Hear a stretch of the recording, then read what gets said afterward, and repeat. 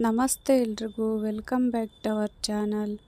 ಇವತ್ತೊಂದು ಆರೋಗ್ಯಕರವಾದ ಗಂಜಿನ ಹೇಗೆ ಮಾಡ್ಕೊಳೋದು ಅಂತ ನೋಡೋಣ. ಮಾಲ್ಟ್ ಪೌಡರ್ ಬಳಸಿ ನಾನಿಲ್ಲಿ ಮಾಲ್ಟ್ ಪೌಡರ್ನಿಂದ ಸಿಂಪಲ್ಲಾಗಿ ಒಂದು ಗಂಜಿನ ಮಾಡ್ಕೊಳ್ತಾ ಇದ್ದೀನಿ. ಈ ಗಂಜಿನ ಬೆಳಗ್ಗೆ ಹೊತ್ತಂತೂ ಕುಡಿದ್ರೆ ಮಧ್ಯಾಹ್ನವರೆಗೂ ಊಟ ಇಲ್ದಿರ ಇರ್ಬೋದು, ಮತ್ತು ಆರೋಗ್ಯ ಕೂಡ ತುಂಬ ಒಳ್ಳೆಯದು. ನೋಡಿ, ನಾನಿಲ್ಲಿ ಮಾಲ್ಟ್ ಪುಡಿನ ಮಾಡಿಟ್ಕೊಂಡಿದ್ದೀನಿ. ಇದಕ್ಕೆ ರಾಗಿ, ಗೋಧಿ, ಸಾಮೆ, ಅರ್ಕ, ಊದಲು ಅಂತ ಸಿರಿಧಾನ್ಯಗಳು ಏನೇನು ಅಂತಾರಲ್ಲ ಆ ಥರ ಒಂದು 6 ಬಗೆಯ ಸಿರಿಧಾನ್ಯ ಮತ್ತು ಗೋಧಿ, ರಾಗಿ ಇಷ್ಟನ್ನು ಕ್ಲೀನಾಗಿ ತೊಳೆದು ಒಣಗಿಸಿ ಹುರಿದ್ಬಿಟ್ಟು ನಂತರ ಮಿಲ್ಲಿಗೆ ಹಾಕ್ಸ್ಕೊಬಂದು ಇಟ್ಕೊಂಡಿದ್ದೀನಿ.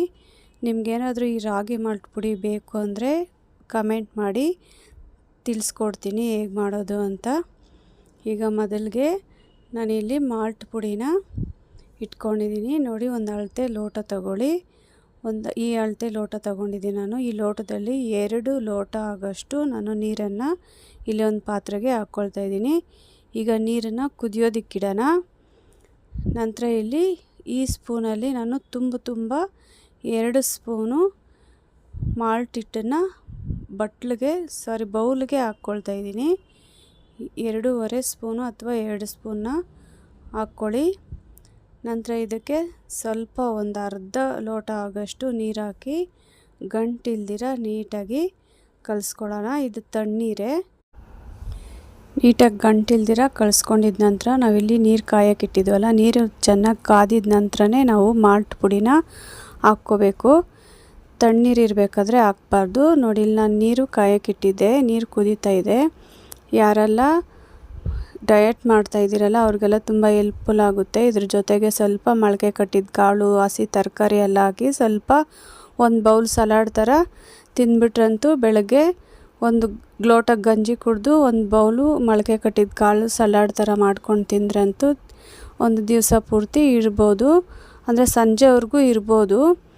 ಡಯಟ್ ಮಾಡೋರ್ಗಂತೂ ತುಂಬ ಯೂಸ್ಫುಲ್ ಇದೆ ಈ ವಿಡಿಯೋ. ನೋಡಿ, ನಿಮ್ಮ ಫ್ಯಾಮ್ಲಿ ಫ್ರೆಂಡ್ಸ್ಗೆಲ್ಲ ಶೇರ್ ಮಾಡಿ. ಯಾರೆಲ್ಲ ನಮ್ಮ ಚಾನಲ್ನ ಸಬ್ಸ್ಕ್ರೈಬ್ ಮಾಡ್ದಿರ ನೋಡ್ತಾ ಇದ್ದೀರಾ, ಪ್ಲೀಸ್ ಸಬ್ಸ್ಕ್ರೈಬ್ ಮಾಡ್ಕೊಳ್ಳಿ, ಲೈಕ್ ಮಾಡಿ, ಕಮೆಂಟ್ ಮಾಡಿ, ಶೇರ್ ಮಾಡಿ.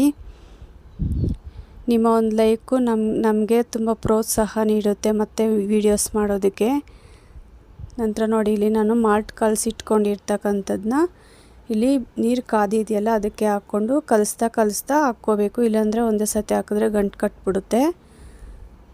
ನಂತರ ಇಲ್ಲಿ ಒಂದು 4-5 ನಿಮಿಷ ಬಿಟ್ಟರೆ ಸಾಕು. ಈ ಥರ ಕುದಿ ಬರುತ್ತೆ. ಒಂದು ಸ್ವಲ್ಪ ಕುದಿ ಬಂದರೆ ಸಾಕು. ಯಾಕಂದರೆ ನಾವು ಮಾಲ್ಟ್ ಮಾಡಬೇಕಾದ್ರೇ ಎಲ್ಲ ಪದಾರ್ಥಗಳನ್ನ ಹುರಿದಿರ್ತೀರಿ. ಅದರಿಂದ ಇದರಲ್ಲಿ ಯಾವುದೇ ಹಸಿಯಾಗಿರೋದಿಲ್ಲ. ಹೊಟ್ಟೆ ನೋವು ಬರುತ್ತೆ ಅನ್ನೋ ಯಾವ ಭಯನೂ ಇಲ್ಲ. ನಂತರ ನೋಡಿ, ಇಲ್ಲಿ ತಣ್ಣಗಾಗಿದ್ದ ನಂತರನೇ ಮೊಸರು ಹಾಕಬೇಕು. ನಾನಿಲ್ಲಿ ತಣ್ಣಗೆ ಮಾಡಿ ಮೊಸರು ಹಾಕ್ಕೊಂಡಿದ್ದೀನಿ. ನೀವು ಬೆಳಗ್ಗೆ ಏನಾದರೂ ಅರ್ಜೆಂಟ್ ಇದ್ದರೆ ರಾತ್ರಿ ಮಾಡಿಟ್ಬಿಟ್ಟು ಬೆಳಗ್ಗೆ ಮೊಸರು ಕಲಿಸ್ಕೊಂಡು ಕುಡಿಬೋದು.